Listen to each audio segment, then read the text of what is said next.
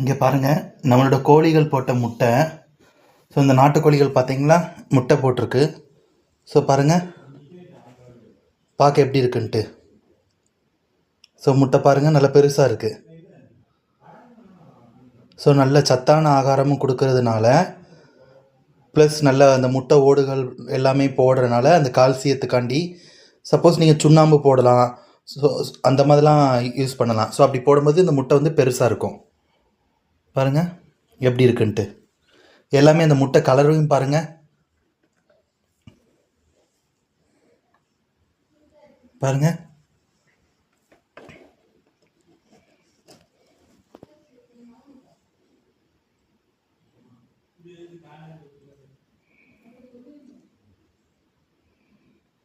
எப்படி இருக்குன்னு பாருங்கள்.